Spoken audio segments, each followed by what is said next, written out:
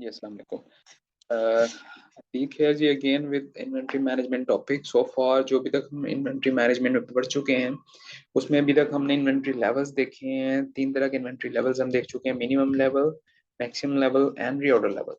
हमने इन तीनों लेवल को ब्रीफली डिस्कस किया था कि मिनिमम लेवल इन्वेंटरी का मिनिमम वो क्वांटिटी जो कि इन्वेंटरी स्टोरेज में जब हम इस इन्वेंटरी लेवल पे पहुंच जाएँ तो हमें फ़ौरन ऑर्डर प्लेस करना है, ताकि हम इसे बियॉन्ड इससे मिनिमम फर्दर ना जाएँ, ताकि हमारी स्टॉक जो आउट है वो सिचुएशन ना बन जाए और हमारी प्रोडक्शन हर्ट ना हो। मैक्सिमम लेवल हमने डिस्कस किया था, ये वो इन्वेंटरी का लेवल है कि हम मैक्सिमम इस लेवल तक इन्वेंटरी रख सकते हैं। इससे ज़्यादा क्वांटिटी हम रखेंगे तो इन्वेंटरी पाइल अप होना शुरू हो जाएगी और हमें inventory carrying cost extra bear करनी पड़ेगी। ये है मैक्सिमम लेवल। और फिर हमने रीऑर्डर लेवल थर्ड देखा था। ये वो लेवल है कि जिस लेवल पे जाके हमने ऑर्डर हर सूरत प्लेस कर देना है, ताकि हम मिनिमम या मैक्सिमम लेवल की उस सिचुएशन को फिर हम नहीं डिस्कस करेंगे। जैसे ही ऑर्डर लेवल पहुंचा, हमने उस लेवल पे पहुंचते ही ऑर्डर प्लेस कर देना है। रीऑर्डर लेवल हम जब भी डिस्कस कर रहे होंगे, इसके साथ हमें एक इम्पोर्टेंट चीज़ ये डिस्कस करनी है कि रीऑर्डर लेवल तो हमने देख लिया कि इस लेवल पे हमने ऑर्डर प्लेस कर दिया। अब हम नेक्स्ट जो टॉपिक डिस्कस करने जा रहे हैं, उसमें हम देखेंगे कि ऑर्डर प्लेस करना है, but how much would be the quantity of new order, वो हमें बहुत क्लियर पता होना चाहिए। हम ये नहीं करेंगे कि रीऑर्डर लेवल पे पहुँच के हमने जब ऑर्डर प्लेस कर दिया, अगेन वो केयरलेस होके हमने ऑर्डर प्लेस किया और हम फिर या तो फ़ौरन मिनिमम लेवल पे पहुँच गए, या फिर हम लोग एक्स्ट्रा इन्वेंटरी ऑर्डर कर चुके हैं जो कि मैक्सिमम लेवल को क्रॉस कर जाएगी। तो दोनों सूरतों में हमें कॉस्ट बेयर एक्स्ट्रा करनी पड़ेगी। अब वो रेलेवेंट कॉस्ट क्या होगी, वो भी हमने डिस्कस की थी लास्ट लेक्चर में। First of all holding cost होगी। होल्डिंग कॉस्ट में हमने डिस्कस किया था, इसमें इंश्योरेंस कॉस्ट, आपकी इन्वेंटरी होल्डिंग कॉस्ट, इसमें यूटिलिटीज, एवरीथिंग, एम्प्लॉयज की जो सैलरीज आएंगी होल्डिंग के लिए, कैरिंग के लिए। फिर हमने इसमें अगर कोई डेट पे अगर फाइनेंसिंग करवाई हुई है इन्वेंटरी की, तो फाइनेंशियल कॉस्ट भी इसका पार्ट होगी। Everything would be part of your holding या कैरिंग कॉस्ट। होल्डिंग कॉस्ट या carrying cost of inventory same thing है। इसके बाद हमने देखा था सेकंड कॉस्ट जो है रेलेवेंट, वो है ordering cost. Ordering cost is a cost to place an order. हम जब भी इन्वेंटरी कॉल करेंगे, प्रोक्योर कर रहे होंगे, वो that would B A come in shape of orders obviously. तो एक ऑर्डर को प्लेस करने में जो भी हमारी कॉस्ट रेलेवेंट लगती है, वो कम्युनिकेशन कॉस्ट है, कुछ भी है, वो सारी ऑर्डरिंग कॉस्ट है। इसके बाद third cost stock out cost हमने डिस्कस की थी कि स्टॉक आउट कॉस्ट वो है कि हमारी इन्वेंटरी अवेलेबल ना होने की वजह से हम स्टॉक आउट की सिचुएशन में अगर चले गए हैं, मिनिमम लेवल से भी डाउन चले गए हैं, इन्वेंटरी इश्यूज के लिए अवेलेबल नहीं है, तो हमारी प्रोडक्शन का हर्ट होगा ऑब्वियसली। उससे जो भी रेलेवेंट हमें लॉसेस होंगे, जो भी कॉस्ट हमें एक्स्ट्रा बेयर करनी पड़ेगी, वो सब स्टॉक आउट का हिस्सा होगी। अच्छा, इसके बाद जैसे अभी हमारा आज मेन टॉपिक है, हम रीऑर्डर लेवल के बाद जो भी हम डिस्कस करने जा रहे थे, दैट इज रीऑर्डर क्वांटिटी। हम रीऑर्डर क्वांटिटी की बात करेंगे कि हमने रीऑर्डर लेवल तो डिस्कस कर लिया, रीऑर्डर क्वांटिटी इतनी हो कि हम मिनिमम और मैक्सिमम लेवल के बिटवीन ही फॉल कर रही हो हमारी इन्वेंटरी अगेन ऑर्डर पहुंचने के बाद। ये ना हो हम अगेन उस क्वांटिटी लेवल से मिनिमम से डाउन चले जाएं या मैक्सिमम से अबव चले जाएं। दोनों सूरतों में हमें एक्स्ट्रा कॉस्ट बेयर करनी पड़ेगी। ठीक है जी। अच्छा, इस सब के लिए हमने ये बड़ा सिंपल एक हमने डिस्कस किया है, देखिएगा। एक सिंपल सा फॉर्मूला है जिसकी मदद से हम रीऑर्डर क्वांटिटी फाइंड आउट करते हैं। अब रीऑर्डर क्वांटिटी या इकोनॉमिक ऑर्डर क्वांटिटी दोनों सेम चीजें हैं। ठीक है जी। रीऑर्डर क्वांटिटी हम मतलब ऑर्डर अगेन प्लेस करने जा रहे हैं, उसकी क्वांटिटी क्या होगी। और इकोनॉमिक ऑर्डर क्वांटिटी जैसे नाम से हमें पता चल रहा है कि ये इकोनॉमिकली हमारे लिए बड़ी फीजिबल क्वांटिटी है, जिसमें हमारी रेलिवेंट कॉस्ट भी मिनिमम रहेगी। ठीक है जी। अब इसके लिए हमें सिंपल एक फॉर्मूला की मदद से हम कैलकुलेट करेंगे। दैट्स वेरी सिंपल, देखिएगा। Annual A for A R would be annual requirement, ये मैंने नीचे ब्रीफ भी कर दिया है। A R for annual requirement, O C for cost to place an order, C C would be carrying या होल्डिंग कॉस्ट पर यूनिट। अच्छा, इसमें बड़ा केयरफुल रहना है। और ordering cost would be for an order, एक ऑर्डर की होगी। और कैरिंग कॉस्ट हमेशा आपने पर यूनिट की लेनी है। इसको आपने बड़ा केयरफुली लेना है, अदरवाइज आप कैलकुलेट सही नहीं कर पाएंगे। अच्छा, फॉर्मूला सिंपल है। एनुअल रिक्वायरमेंट को हम डबल करेंगे with multiplication of 2 and then it would multiply with ordering cost, an order, एक ऑर्डर की कॉस्ट। अब ये सारी जो एक प्रोडक्ट बन जाएगी ना, इसको हम डिवाइड कर देंगे carrying cost. Carrying cost per unit से हम डिवाइड करके फिर इस सब को हम स्क्वायर रूट ले लेंगे। स्क्वायर रूल लेने के बाद जो हमारा आंसर आएगा that would be your economic order quantity. Very simple. तो इकोनॉमिक ऑर्डर क्वांटिटी से रेलिवेंट एक दो और चीजें जो हम यहाँ पे छोटे छोटे टॉपिक डिस्कस करते चलेंगे, ताकि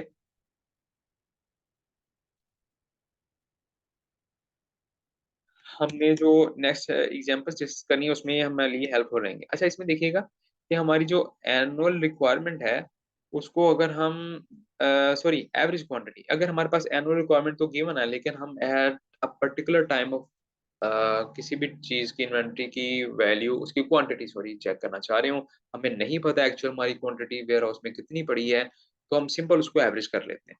एवरेज क्वांटिटी हम यूज करते हैं उसकी होल्डिंग कॉस्ट या कैरी कॉस्ट कैलकुलेट करने के लिए। ठीक है, ये हमने बहुत क्लियर रखना माइंड में। जब भी कैरिंग कॉस्ट इन्वेंट्री की कैलकुलेट करेंगे तो वो हमेशा एवरेज इन्वेंट्री या एवरेज क्वांटिटी पे ही कैलकुलेट होगी। ठीक है, तो एवरेज क्वांटिटी कैलकुलेट करने के लिए सिंपल हमें क्या करना है, ईओक्यू जो आपकी इकोनॉमिक ऑर्डर क्वांटिटी है उसको हाफ कर देंगे। हमें नहीं पता, देखिए हम इस अंडरस्टैंडिंग के साथ ही टॉपिक पढ़ रहे हैं कि जब भी इन्वेंट्री मिनिमम लेवल पे जा रही है उसके इन बिटवीन हमारा रीऑर्डर लेवल जब पहुंच गया तो हमने ऑर्डर प्लेस कर दिया। रीऑर्डर लेवल मीन के हमारे पास एक्स्ट्रा इन्वेंट्री नहीं है, इतनी ही है कि हम ऑर्डर अपनी प्रोडक्शन को थोड़ा सा फीड करेंगे, उतनी देर में हमारा लीड टाइम जो हमने ऑलरेडी डिस्कस की थी चीजें, तो हमारी नेक्स्ट इन्वेंट्री आ जाएगी। अब इस सब टाइम पीरियड के दौरान जो हमारी इन्वेंट्री एग्जिस्टिंग पड़ी हुई थी वो सारी प्रोडक्शन को इश्यूज हो जाएगी। तो हमारी अंडरस्टैंडिंग क्लियर होनी चाहिए कि हमारे पास एक्स्ट्रा इन्वेंट्री नहीं है। ठीक, तो इट मींस जब भी हम एवरेज इन्वेंट्री कैलकुलेट कर रहे होंगे तो सिंपल हमारी जो ईओक्यू इकोनॉमिक ऑर्डर क्वांटिटी जो हमारी इस ऑर्डर में या रीऑर्डर क्वांटिटी अभी इस ऑर्डर में आनी है उसी को हम एवरेज कर देंगे। सिंपल। ठीक है जी। लेकिन उसमें एक चीज की एडिशन होगी कि अगर तो हम सेफ्टी स्टॉक भी मेंटेन कर रहे हैं वो हमने बिल्कुल भी उसको हर्ट नहीं करना, उसको हमने एज इट इज ही उसमें ऐड कर देना। ठीक है, क्योंकि सेफ्टी स्टॉक तो हम ऑब्वियसली रख रहे होते हैं to meet our emergency requirements. तो जो भी हमने एवरेज इन्वेंट्री कैलकुलेट कर ली उसमें अगर तो सेफ्टी स्टॉक मेंटेन कर रहे हैं वो एज इट इज ऐड कर देना है, अगर नहीं कर रहे तो बस ईओक्यू को हाफ कर लें, वही हमारी एवरेज इन्वेंट्री होगी। ठीक है जी। अब एवरेज इन्वेंट्री के बाद हमने देखना है कि एक साल में ऑर्डर्स कितने प्लेस होने हैं हमारे, ताकि हम ऑर्डरिंग कॉस्ट को भी तो साथ साथ में मैनेज करना है ना हमें। अब देखिए एनुअल रिक्वायरमेंट जो भी होगी उसको ईयूक्यू से डिवाइड करेंगे तो हमारे annual number of orders find out हो जाएंगे। सिंपल। इसी तरह हमने अगर देखना हो कि एक साल में ऑर्डर्स कितने प्लेस होने हैं, मतलब एक ऑर्डर हमने फॉर एग्जांपल 100 यूनिट्स का प्लेस कर दिया 1 मंथ बाद, तो हमारे पूरे साल में कितने ऑर्डर्स प्लेस होने हैं, 12 हो जाएंगे। ठीक है जी। इसी को कैलकुलेट करने के लिए सिंपल हमारे 365 जो number of orders in year है, आप कुछ इसको अपनी स्टडीज में 360 डेज भी लिया जाता है, 365 भी, that's not a big issue. तो फ्रीक्वेंसी ऑफ ऑर्डर्स क्या होगा, number of days in a year divided by number of orders. ठीक है जी। 365 divide by number of orders. अब ये तीन रेलिवेंट कंसेप्ट्स हैं जो कि हम आगे जाके इस टॉपिक में फर्दर भी अंडरस्टैंड करते हैं। अच्छा, इसको हम फर्दर ईओक्यू को एलैबोरेट करने के लिए एक एग्जांपल देखते हैं। एग्जांपल देखिएगा। A company uses 1600 dozen walls at $9 per dozen in a normal year। अब देखें इसने कंपनी क्या कर रही है कि 1600 डजन की इसकी टोटल एनुअल रिक्वायरमेंट है। अब एनुअल रिक्वायरमेंट के हिसाब से बता दिया इसकी जो पर यूनिट कॉस्ट है दैट इज 9 पर डजन। ठीक है जी। Then cost to process an order is calculated to be 10 rupees. ये 10 रुपीज जो है ये ऑर्डरिंग कॉस्ट होगी। Then company assumes an interest rate of 6% and estimates the annual carrying, storing, insurance cost to be 10% of average inventory। अब देखिए यहाँ पे हमें ऑर्डरिंग कॉस्ट तो सिंपल 10 रुपीज मिल गई, सिंपली एक सिंगल अमाउंट है, सिंगल डिजिट, सिंगल फिगर। अब देखें कैरिंग कॉस्ट को यहाँ थोड़ा सा फर्दर इलेबोरेट किया गया, चलिए आपका कंसेप्ट और क्लियर हो जाए कि हमारे पास जो इंटरेस्ट कॉस्ट होगी ऑन दैट इन्वेंट्री वो 6% होगी, और एस्टिमेटेड अदर कैरिंग कॉस्ट है जिसमें स्टोरेज, इंश्योरेंस वगैरह शामिल है, वो है 10% ऑफ इन्वेंट्री कॉस्ट। अब इन्वेंट्री की यूनिट कॉस्ट जो है, जैसे मैंने पहले ऊपर टॉपिक में बताया आपको कंसेप्ट में कि कैरिंग कॉस्ट हमेशा पर यूनिट कॉस्ट की लेनी है। ठीक है, इट मीन्स हमारी इंश्योरेंस कॉस्ट जो है और अदर कैरिंग कॉस्ट वो 10% है और इंटरेस्ट कॉस्ट 16% है। मीन्स हमारी टोटल कैरिंग कॉस्ट हो जाएगी 16% of unit cost. Unit cost हमारी 9 है, इसका 16% लेंगे तो हमारी कैरिंग कॉस्ट आ जाएगी। ठीक है जी। अब हम इसको फॉर्मूला में प्रॉपर पुट करके देखते हैं कि हम अगर इसको अगर मैं फॉर्मूला में पुट करूं तो मैं क्या करूंगा, जो हमारा फॉर्मूला ईओक्यू का था देखिएगा, 2 multiplied by AR multiplied by ordering cost per order divide by carrying cost per unit, इस सब का स्क्वायर रूट ले लेना है। इसको हम मल्टीप्लाई कर लेंगे हम 1600 से, जो हमारी एनुअल रिक्वायरमेंट है, ठीक है जी, multiplied by ordering cost is your 10 per order, ठीक होगा। इस प्रोडक्ट को हम डिवाइड करते हैं कैरिंग कॉस्ट से। कैरिंग कॉस्ट जैसे मैंने अभी बताया 9 रुपीज पर यूनिट कॉस्ट है। यूनिट कॉस्ट से हम कैरिंग कॉस्ट लेनी है, तो हमारी कैरिंग कॉस्ट 9 का 16% होगी, ठीक है जी। इस चीज को थोड़ा अंडरस्टैंड, और इस सब का हम स्क्वायर रूट ले लेंगे, ये हमारी ईओक्यू कैलकुलेट हो जाएगी। अच्छा, इस ईओक्यू इस प्रोडक्ट से हम कैलकुलेट करेंगे तो that would be your 149 dozens, ये हमारा ईओक्यू निकल आएगा, ठीक है जी, इसका सिंपल। अच्छा, ये इसका सॉरी इसका स्क्वायर रूट जरूर ले लीजिएगा, ये यहाँ पे उसको मिस नहीं करना आपने। अच्छा, 149 डजन हमने निकाल लिए। ये इसमें सिर्फ एक जो इंपॉर्टेंट चीज कैरिंग कॉस्ट की थी उसको जरूर क्लियर रखिएगा, कोई कंफ्यूजन हो तो आप दोबारा भी पूछ सकते हैं, ठीक है जी। 149 डजन। इसी तरह नंबर ऑफ ऑर्डर्स निकालने हो तो जैसे हमने नंबर ऑफ ऑर्डर्स का फॉर्मूला निकाला था, और सॉरी डिस्कस किया था,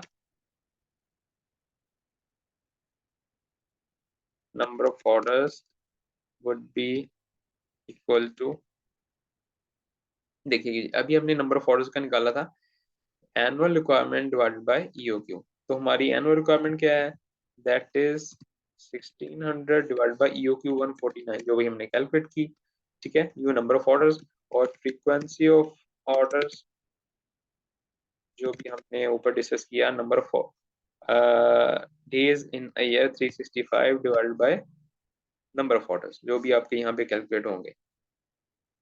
लाइक ये अप्रोक्सीमेट अगर इसको हम कैलकुलेट करें 1600 डिवाइडेड बाय 149, तो तकरीबन $11 नंबर 11 ऑर्डर्स बनेंगे पर ईयर, ठीक है जी, 10.74।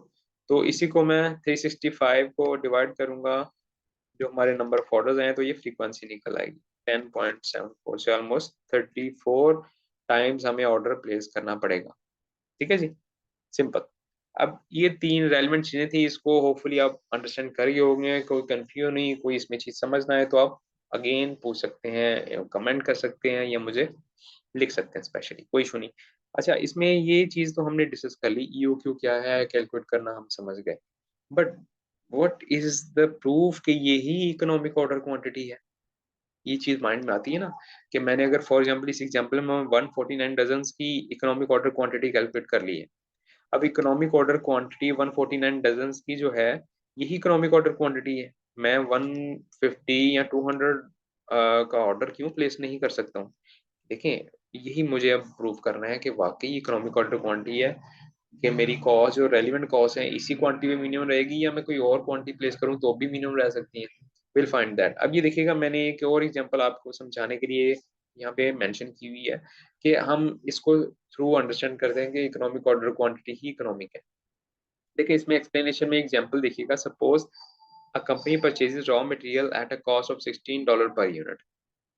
$16 पर यूनिट में कंपनी रॉ मटेरियल परचेज कर रही है। Annual demand for the raw material is 25,000 units, holding cost per unit is $6.4 and cost of placing an order is $32।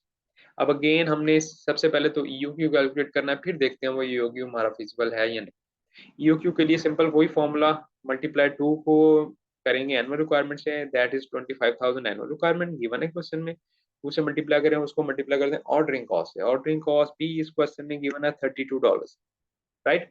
इस प्रोडक्ट को हम डिवाइड करेंगे होल्डिंग कॉस्ट पर यूनिट से, that is $6.4 per unit, ठीक है जी। इस सब का हम स्क्वायर रूट लेंगे तो that would be equal to your 500 units, ये आपकी economic order quantity find out हो गई। अब ये 500 यूनिट्स की जो इकोनॉमिक ऑर्डर क्वांटिटी है, अब इसको हम प्रूव करते हैं कि वाकई इकोनॉमिक है।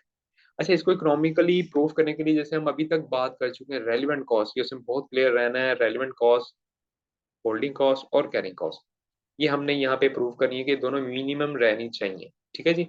स्टॉक आउट कॉस्ट की हम बात इसलिए नहीं करते हैं कि हम अज्यूम कर रहे हैं, हम उस सिचुएशन में नहीं पढ़ रहे हैं। ईओक्यू से रेलिवेंट हमारी दो कॉस्ट रेलिवेंट होंगी, ordering cost and carrying cost या होल्डिंग कॉस्ट। अब देखिए, कैरिंग कॉस्ट को कैलकुलेट करने के लिए या होल्डिंग कॉस्ट या कैरिंग कॉस्ट कैलकुलेट करने के लिए, जैसे मैंने लास्ट भी अभी बताया आपको, कि हमें एवरेज इन्वेंट्री चाहिए होगी। हमें नहीं पता हमारे पास टोटल इन्वेंट्री के कितने यूनिट्स पड़े हुए हैं, तो इसलिए हम जो भी इन्वेंट्री एवरेज होगी उसको मल्टीप्लाई कर देंगे पर यूनिट कैरिंग कॉस्ट से, तो हमारी कैरिंग कॉस्ट आ जाएगी। इस तरह ऑर्डरिंग कॉस्ट वो होगी जिसमें हमें total number of orders find out करने हैं, वो हम लास्ट अभी चेक कर चुके हैं ऑलरेडी फॉर्मूला से। तो टोटल नंबर ऑफ ऑर्डर्स को हम पर ऑर्डर की जो ऑर्डरिंग कॉस्ट है उससे मल्टीप्लाई करेंगे तो ऑर्डरिंग कॉस्ट आ जाएगी हमारे पास। ठीक है जी, इन दोनों को हम सम अप करेंगे तो हमारे पास टोटल रेलेवेंट कॉस्ट निकल आती है। ये अच्छा, इस सबको मैंने ना थोड़ा नीचे ब्रीफ भी किया आपकी आसानी के लिए। देखिएगा कि होल्डिंग कॉस्ट कैसे निकालते हैं हम, average inventory multiplied by holding cost per unit, जो भी हम लास्ट डिस्कस भी कर चुके हैं। फिर ऑर्डरिंग कॉस्ट के लिए नंबर ऑफ ऑर्डर चाहिए होते हैं मल्टीप्लाइड बाय पर ऑर्डर कॉस्ट जो है हमारी। और इस सब के लिए हमने एवरेज इन्वेंट्री का भी फॉर्मूला पहले अंडरस्टैंड कर चुके हैं कि ईओ क्यू ऑर्डर क्वांटिटी जो है डिवाइड बाय 2। इसी तरह number of orders annual requirement divide by EO Q. ठीक है जी, ये हम चीजें लास्ट डिस्कस कर चुके हैं, इसलिए मैं इस पे ज्यादा वो आपका टाइम नहीं लगा रहा हूँ। तो इसको सिंपल मल्टीप्लीकेशन हैं जो कि इस मैं आपको थोड़ा समझाना चाह रहा हूँ। अब देखें यहाँ पे हमने क्या करना है, मैंने क्या किया, 500 तो इकोनॉमिक ऑर्डर क्वांटिटी है, ये यहाँ पे एक सिनेरियो बन गया हमारे पास कि इसकी इकोनॉमिक ऑर्डर क्वांटिटी की एवरेज इन्वेंट्री हमने निकाल ली। एवरेज इन्वेंट्री कैसे है, इकोनॉमिक ऑर्डर क्वांटिटी को हाफ कर लिया सिंपल, क्योंकि सेफ्टी स्टॉक तो हमारे पास है कोई नहीं। इसी तरह नंबर ऑफ ऑर्डर्स निकालने के लिए हमने क्या किया, एनुअल रिक्वायरमेंट जो हमारे पास 25,000 की गिवन थी उसको डिवाइड कर दिया मैंने इकोनॉमिक ऑर्डर क्वांटिटी से। ठीक है जी, ये हमारे पास कैलकुलेट हो गई। इसके बाद एनुअल होल्डिंग कॉस्ट जो है हमारे पास, पर यूनिट होल्डिंग कॉस्ट 6.4 है, तो मैं एवरेज इन्वेंट्री से इसको मल्टीप्लाई करूंगा तो मेरी एनुअल होल्डिंग कॉस्ट आ जाएगी। इसी तरह ऑर्डरिंग कॉस्ट में देखिएगा, पर ऑर्डर कॉस्ट को मैं टोटल नंबर ऑफ ऑर्डर से मल्टीप्लाई करूंगा तो एनुअल ऑर्डरिंग कॉस्ट आ गई, सिंपल। अब इसी तरह मैं ईओक्यू के साथ दो इससे मिनिमम क्वांटिटी के सिनेरियोज रख रहा हूँ, 300 और 400 क्वांटिटी के। अगर मेरी ऑर्डरिंग कॉस्ट ऑर्डर क्वांटिटी 500 नहीं लेनी हमने, फॉर एग्जांपल हम 400 ले लें या 300 ले लें, लेट्स सी हमारी कॉस्ट कहाँ रहती है। इसी तरह हम सिनेरियो अज्यूम करते हैं अगर इससे बियॉन्ड जाते हैं, 600 ले लें या 800 ले लें, तो हमारी कॉस्ट कहाँ रहती है, लेट्स सी। अब अगर 400 पे मैं देखूँ, हम इसी तरह प्रूव करते हैं, 400 यूनिट्स पे हमारी एवरेज इन्वेंट्री क्या होगी, ईओ क्यू डिवाइड बाई 2, ये कैलकुलेट कर ली। Number of orders annual requirement divided by EO Q. ठीक है जी, मैं इसी तरह इसको पेश कर सकता हूँ।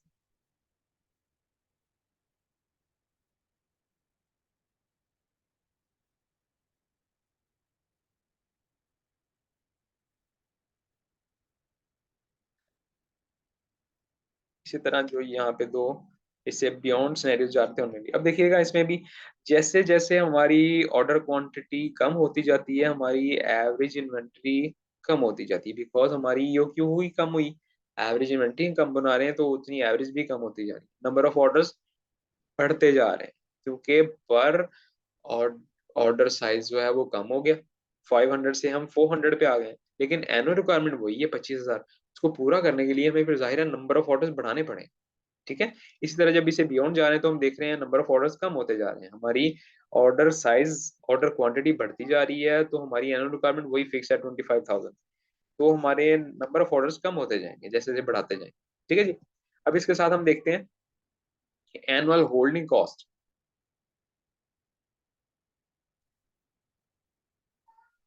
Multiplied by 6.4। ठीक है जी, सिमिलरली दिस मल्टीप्लाइड बाय 32।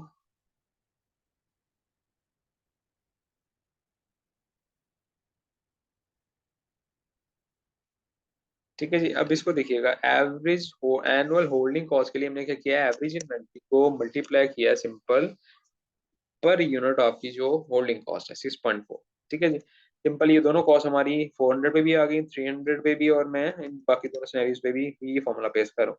अब हम इसको देख सकते हैं इजीली कि हमारी कॉस्ट जो टोटल रेलिवेंट कॉस्ट है, जो कि मैं ऑर्डरिंग कॉस्ट और होल्डिंग कॉस्ट को सिर्फ सम अप कर रहा हूँ। अब इन दोनों को मैं सम करता हूँ तो देखिएगा 3200 कॉस्ट आ रही है मेरी जब मैं 500 यूनिट्स का ऑर्डर प्लेस करता हूँ, और अगर मैं इससे कम जाता हूँ तो ये बढ़ना शुरू हो जाती है। उसकी वजह क्या है, देखिए हमने ऑर्डर क्वांटिटी तो कम कर ली, लेकिन मेरी जो बाकी कॉस्ट है ना ऑर्डरिंग कॉस्ट, क्योंकि नंबर ऑफ ऑर्डर्स बढ़ गए मेरे, हर ऑर्डर पे कॉस्ट जानी है।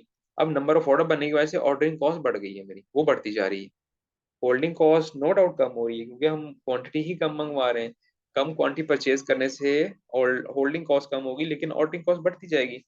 सिमिलरली जब मैं इसे बियॉन्ड जाऊंगा तो मैं क्या कर रहा हूँ, ऑर्डर साइज या ऑर्डर क्वांटिटी जब बढ़ा रहा हूँ, तो मेरे पास होल्डिंग कॉस्ट जो है वो बढ़ती जाएगी, ठीक है? क्योंकि मैं क्वांटिटी जो एक ऑर्डर में प्लेस कर रहा हूँ वो ज़्यादा होती जा रही है, तो मेरे पास जो इन हैंड क्वांटिटी होगी वो बढ़ती जाएगी, होल्डिंग कॉस्ट बढ़ती जाएगी। जब होल्डिंग कॉस्ट बढ़ेगी, ऑर्डर साइज़ बढ़ने की वजह से नंबर ऑफ ऑर्डर्स कम हो गए। ये जैसे मैंने अभी ऊपर भी आपको बताया, नंबर ऑफ ऑर्डर्स कम होने की वजह से ऑर्डरिंग कॉस्ट कम होती जाएगी, लेकिन होल्डिंग कॉस्ट इतनी एक्सेप्शनल बढ़ती है कि टोटल कॉस्ट पे इसका इम्पैक्ट आता है। अब देखें यही इकोनॉमिक ऑर्डर क्वांटिटी ये हम यहाँ प्रूव कर सकते हैं कि दोनों अगर मैं सिनेरियोज इससे बियॉन्ड क्वांटिटी वाले देखूं जो मैं ज्यादा क्वांटिटी मंगवा रहा हूँ तब भी मेरी कॉस्ट बढ़ रही है, और अगर मैं इससे लेस क्वांटिटी मंगवाता हूँ तब भी मेरी कॉस्ट बढ़ रही है। तो ओनली 3200 की जो टोटल कॉस्ट है ये मिनिमम है जो कि मुझे 500 की क्वांटिटी ऑर्डर करने पे बेयर करनी पड़ रही है, ठीक है? हेंस प्रूव्ड हम इससे ये नतीजे पे पहुंचते हैं कि अगर हम इकोनॉमिक ऑर्डर क्वांटिटी ही ऑर्डर करते हैं, इन दैट केस ओनली हमारी जो कॉस्ट है मिनिमम रहती है, एक्चुअली ही वो इकोनॉमिक ऑर्डर क्वांटिटी है। अगर हम उसे बियॉन्ड या उससे लेस ऑर्डर क्वांटिटी प्लेस करेंगे तो हमारी कॉस्ट बढ़ना शुरू हो जाएगी। इन एनी केस कि हमारी यहाँ अगर उससे ज्यादा करेंगे तो होल्डिंग कॉस्ट या कैरिंग कॉस्ट बढ़ेगी, अगर उसे कम करेंगे तो हमारी ऑर्डरिंग कॉस्ट बढ़ना शुरू हो जाएगी, ठीक है जी? तो ये हमारा प्रूफ हो गया। अभी यहाँ तक आपको कोई चीज़ समझ ना आई हो तो ज़रूर पूछिएगा, प्लीज़ कमेंट ज़रूर कीजिएगा। I will be waiting for your response. कोई और इसमें कन्फ्यूजन रही हो तो मैं वेट करूँगा, ज़रूर पूछिएगा। इसके अलावा कोई आपका क्वेश्चन हो तो वो भी आप पूछ सकते हैं, ठीक है जी? तो प्लीज़ इसको अच्छी तरह अंडरस्टैंड करें, और कोई इसमें कमेंट हो तो मैं ऑब्वियसली अगेन इसलिए कह रहा हूँ कि स्टूडेंट्स को मोस्ट ऑफ द टाइम ये इजी लग रहा होता है कि फॉर्मूला याद कर लिया हमने, ईओक्यू निकाली, दैट्स सिंपल, क्वेश्चन सॉल्व हो गया। लेकिन उसको अंडरस्टैंड करना बहुत ज़रूरी है प्रैक्टिकल पॉइंट ऑफ व्यू से। मैं इसलिए इस पे ज़्यादा फोकस कर रहा हूँ। अच्छा जी, बाकी अपना ख्याल रखिएगा। नेक्स्ट इंशाल्लाह हम नेक्स्ट टॉपिक के साथ मिलते हैं। तो कोई और इसमें क्वेश्चन हो कोई आपका तो ज़रूर पूछिएगा, और चैनल को सब्सक्राइब और शेयर ज़रूर कीजिएगा इस वीडियो को। थैंक यू वेरी मच जी। अल्लाह हाफ़िज़।